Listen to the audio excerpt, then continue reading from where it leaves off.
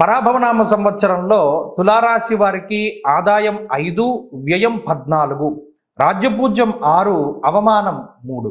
ఈ పరాభవనామ సంవత్సరం ముందు తులారాశి వారిలో ప్రత్యేకించి చూస్తే జూన్ 2వ తారీఖు వరకు గురుడు 9వ స్థానమందు రజతమూర్తిగా సంచరిస్తారు. ఆ తదుపరి 10వ స్థానమందు తామ్రమూర్తిగా సంచరించబోతూ ఉన్నారు. అలాగే శనేశ్వరుడు ఈ సంవత్సరం మొత్తము కూడా 6వ స్థానమందు సువర్ణమూర్తిగా సంచరిస్తారు. రాహుకేతువులు ఈ సంవత్సరంలో 5, 11వ స్థానాలలో అంటే డిసెంబర్ 8వ తారీఖు వరకు 5, 11వ స్థానాల్లో రజతమూర్తులు, ఆ తదుపరి అనగా డిసెంబర్ 8వ తారీఖు దాటిన తర్వాత 4, 10 స్థానాల్లో రాహుకేతువులు రజతమూర్తులుగా సంచారం చేయబోతున్నారు. ఇక్కడ ఒక విషయాన్ని మనం గమనిస్తే ఈ సంవత్సరంలో గురుని యొక్క బలం తగ్గుతూ ఉన్నది. జూన్ 2వ తారీఖు వరకు 9లో గురుడు ఉంటారు, గురుబలం ఉంటుంది. జూన్ 2 దగ్గర నుండి అక్టోబర్ 30వ తారీఖు వరకు దశమంలో గురుడు ఉంటారు, గురుబలం తగ్గుతుంది. మరలా అక్టోబర్ 30వ తారీఖు దగ్గర నుండి లాభస్థానంలోకి గురుడు వెళ్ళడం ద్వారా మళ్ళీ ఈ రాశివారు గురుబలాన్ని పొందుతారు. మళ్ళీ ఏమవుతుంది, కొంతకాలం నెల 2 నెలలు పోయాక గురుడు మళ్ళా దశమంలోకి వెళ్ళిపోయి అక్కడే ఉండిపోతారు.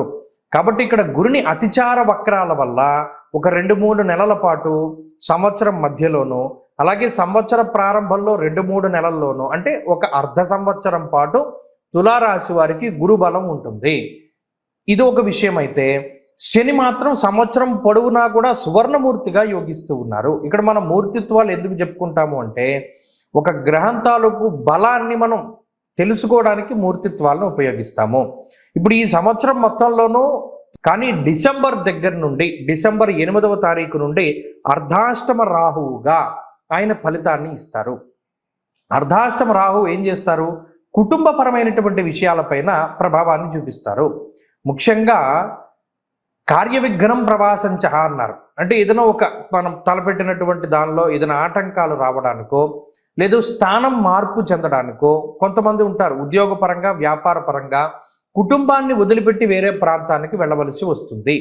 అటువంటి విషయాలకి కూడా రాహువు కారణమవుతారు. అంటే ఏదైనా అనుకోని విధంగా వేరే ప్రాంతాల్లో ఉద్యోగం చేయవలసి రావడము, కుటుంబం ఒక చోట ఈ తులారాశి వారు వేరే చోట ఉండడం వల్ల కొంచెం కమ్యూనికేషన్ గ్యాప్ లేకపోతే కుటుంబానికి దూరంగా ఉండవలసినటువంటి పరిస్థితుల్లో ఈ రాశి వారిలో ఉంటాయి. అలాగే ధాన్యనాశ, ధనచ్ఛేదం, వృధా సంచరణం భయం, కొన్ని సందర్భాల్లో వృధాగా కూడా ప్రయాణించవలసి వస్తుంది. ఇక్కడ గమనించండి, అటు గురుడు వల్ల కానీ రాహు వల్ల కానీ ప్రయాణము అనేటువంటిది ప్రధానంగా చెప్పాడు.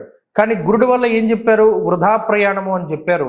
రాహు వల్ల కార్య విఘ్నః అని చెప్పారు. కాబట్టి ఇక్కడ తులారాశి వారు గుర్తుపెట్టుకోవాల్సింది ఏంటి అంటే ఏదైనా ఒక ముఖ్యమైనటువంటి పని మీద సుదూర ప్రాంతాలకి ప్రయాణించేటువంటి వారు 1-2 సార్లు మనం ఏ పని కోసం వెళుతున్నాం ఆ పనికి సంబంధించినటువంటి మన దగ్గర ఉన్నాయా లేదా, ఏదో ఒక డాక్యుమెంట్ పని మీద వెళ్తారు, అది ఇంటి దగ్గరే మర్చిపోయి వెళ్ళిపోతారు.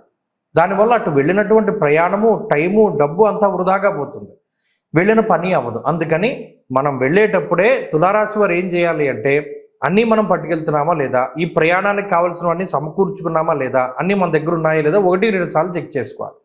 అలాగే ఈ సంవత్సరంలో లాంగ్ టర్మ్ కోచింగ్లు అనేటువంటివి మంచివి కాదు తులారాశి వారికి. అంటే ఎవరైనా కొంచెం లాంగ్ టర్మ్ కోచింగ్ తీసుకుందామనేటువంటి ఆలోచన ఉంటే 1-2 సార్లు ఆలోచన చేయాలి. ఎందుకంటే ఇక్కడ దశమంలో గురుడు, చతుర్థమందు రాహువు, ఈ గురు రాహువుల యొక్క సమసప్తక స్థితి చదువు రీత్యా అంత రాణించేటువంటి పరిస్థితులు ఉండవు. పోటీ పరీక్షల్లో వాటిల్లోనూ జాతకంలో దశాంతర దశలు బాగుంటేనే తప్పితే ఈ గోచార రీత్యా ఉండేటువంటి పరిస్థితులు అయితే అంత ఇదిగా లేవు. ఈ విషయాన్ని కూడా తులారాశి వారు దృష్టిలో పెట్టుకోవాలి. ఇక ఉద్యోగ సంబంధమైనటువంటి విషయాలు మధ్యస్థంగానే గోచరిస్తూ ఉన్నాయి. వ్యాపార పరంగా తులారాశి వారికి ఈ సంవత్సరంలో ఇందాక మనం చెప్పుకున్నట్టు అక్టోబర్ 30 తర్వాత ఉండేటువంటి పరిస్థితులు బాగుంటాయి తప్పితే ఈ లోపు ఉండేటువంటి పరిస్థితులు ఏవి కూడా అంత అనుకూలంగా కనబడ్డంలా. ఇంకొక ముఖ్యమైనటువంటి విషయం ఏంటి అంటే లాభస్థానంలోకి గురుడు వచ్చిన తర్వాతే, అంటే అక్టోబర్ నెల 30వ తారీఖు దాటిన తర్వాతనే ఏదైనా ప్రమోషన్లు కానీ లేదా ఏదైనా ఇంట్లో శుభ కార్యక్రమాలు కానీ లేకపోతే ఏదైనా వంశాభివృద్ధి, సంతానము లేదా ఏదైనా వాహనము కొనుగోలు చేయడం ఇవన్నీ కూడా అటే కనబడుతూ ఉన్నాయి. కాబట్టి ఈ విషయాలన్నీ కూడా తులారాశి వారు దృష్టిలో పెట్టుకోవాలి. తులారాశి వారికి యోగించేటువంటి గ్రహం ఎవరయ్యా అంటే శనేశ్వరుడు. షష్ఠ స్థానమందు శనేశ్వరుడు ఉండడం అది చాలా యోగ్యమైనటువంటి స్థితి. ధనధాన్యాభివృద్ధించ స్త్రీపుత్ర సుఖవర్ధనం అన్నారు. 6వ స్థానంలో ఉండేటువంటి శనేశ్వరుడు యోగాన్ని ఇస్తారు. ఏ విధంగానో అది శత్రుస్థానము, రోగస్థానము, రుణస్థానము కాబట్టి ఆ శత్రు రోగ రుణస్థానాల వల్ల కలిగేటువంటి బాధని ఆయన తీసేస్తాడు. ఉదాహరణకి ఎవరైనా ఆర్థికంగా ఇబ్బంది పడుతున్నారు అనగా ఏదైనా రుణ బాధలు ఎక్కువగా ఉన్నాయని అనుకోండి, ఈ సంవత్సరంలో అప్పులు తీర్చేటువంటి విధంగా శని ఉపయోగపడతారు. అలాగే కొంతమంది ఏం చేస్తారు, బంగారం తాకట్టు పెట్టో, ఇంటి పత్రాలు తాకట్టు పెట్టో, మరేతరత్ర వస్తువులను తాకట్టు పెట్టి అర్జెంటుగా డబ్బు తీసుకుని కొంచెం దాన్ని వాడుకుంటూ ఉండేటువంటి తరుణంలో మరలా దాన్ని తిరిగి చెల్లించడానికి చాలామంది కుదరదు. అప్పు తీర్చలేకపోతున్నాం అనుకుంటారు. కానీ ఈ సంవత్సరంలో శనేశ్వరుడు ఏం చేస్తారు, ఆ రుణాన్ని చక్కగా తీర్చేసి ఆ డబ్బును వాళ్ళకి ఇచ్చేసి మరలా మీ సంపదని మీరు తిరిగి తెచ్చుకునేటట్టు ఆయన అవకాశాన్ని ఇస్తాడు. తర్వాత ఇంకో విషయము, ఆరోగ్యాన్ని ప్రసాదిస్తాడు.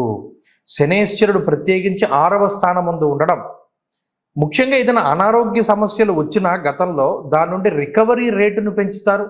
లేదు అనారోగ్యాల బారిన పడకుండా, ముఖ్యంగా నరాలకి సంబంధించిన సమస్యలు, లేదు వాతం చేయడం వల్ల అంటే ప్యారలైజ్ అయిపోతూ ఉంటుంది శరీరము, ఆ వాతానికి సంబంధించినటువంటి సమస్యలు, వాటి నుండి రికవరీ అయ్యేటువంటి రేటుకి శని కారకుడు. కాబట్టి ఆ శరీర ఆరోగ్యాన్ని ఇస్తారు, రుణ బాధల్ని తగ్గించి వేస్తారు, శత్రువుల పైన విజయాన్ని సాధించేలా చేస్తారు. ఇవి శనేశ్వరుడు వల్ల కలిగేటువంటి యోగ్యమైన ఫలితాలు. ఇక్కడ ఇంకో విషయం ఏంటి అంటే, పంచమంలో ఉండేటువంటి రాహు అంత ఉపయోగకారి కాదు, అలానే అంత అపకారం చేసే గ్రహం కూడా కాదు, మధ్యస్థమైనటువంటి గ్రహం.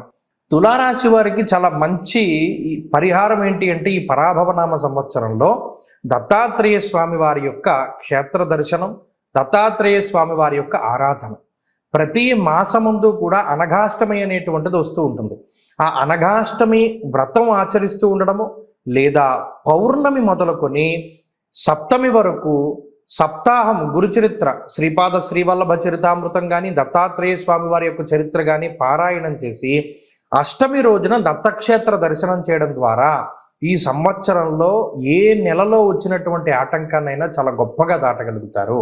ఆ గురుబలం చాలా ముఖ్యం. స్మరణ మాత్ర సంతుష్టాయ అన్న శాస్త్రం. అంటే ఆయన స్మరిస్తేనే దత్తుడు మనకి ప్రీతిపాత్రుడు అవుతాడు. చక్కగా ఆయనకి మనం ఇష్టలమవుతాం, మనకి ఆయన ఇష్టడు అవుతాడు. కాబట్టి దత్తారాధన చాలా మంచిది. ఈ సంవత్సరం మొత్తం మీద గురుబలాన్ని పెంచుకోవడానికే ఈ రాశి వారు ప్రయత్నం చేయాలి.